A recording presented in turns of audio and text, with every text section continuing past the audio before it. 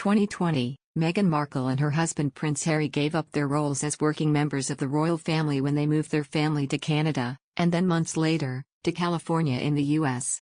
But since then, comments made by the couple towards the monarchy have come under the microscope, particularly during a bombshell interview with Oprah Winfrey in March 2021.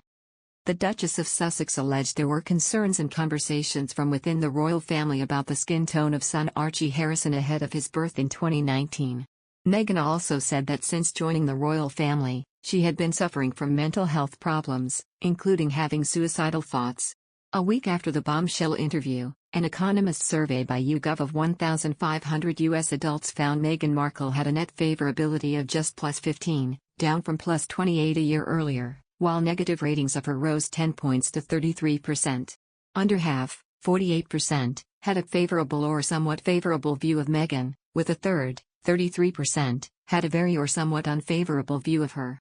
But a YouGov poll of 1,000 U.S. adults from May 18 to 21, 2022 found this had plunged further, with just 45% now having a favorable or somewhat favorable view of the Duchess of Sussex. Less than half, 46%, had a very or somewhat unfavorable view of her. Niall Gardner, a Washington-based foreign policy expert and royal family enthusiast, told, "The popularity of Meghan and Harry in the U.S. has declined significantly over the course of the year, and that will continue to decline. The image of Meghan is plummeting in the U.S. as it is in the UK. The Queen is hugely admired in the U.S., as is Prince William and the Duchess of Cambridge. Meghan's image is significantly falling in the U.S."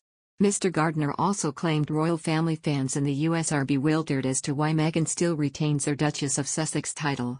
He said, "Many Americans are bewildered as to why she is still the Duchess of Sussex when she speaks out so much against the monarchy. There is no good reason she still holds a royal title." Express readers echoed the poll, with user Mr. Marmaduke saying, "Royals, you've been taught to love them, I think differently." Another user, Sissy, said, "Meghan's problem has always been believing her own PR. She was touted as being a breath of fresh air for the monarchy just like every other royal bride, but unlike all the others she let that go to her head and decided that she was the Messiah who was there to save them all." More users chimed in, with Jill Maggs saying, "It's been on a slippery slope for a long while. News about their Jubilee behavior will have filtered back, but just pre-Jubilee she made the uninvited trip to Texas raising eyebrows. She pens a letter to a well-established support group in America and signs off still as the Duchess of Sussex." User AD Luz added, "How can something plummet if it barely exists to begin with?" Meghan and Harry returned to the UK earlier this month for the Queen's Platinum Jubilee celebrations, where they sat away from working royals on the Buckingham Palace balcony for Trooping the Colour. But ahead of that, a major poll showed Meghan popularity was extremely low among Britons.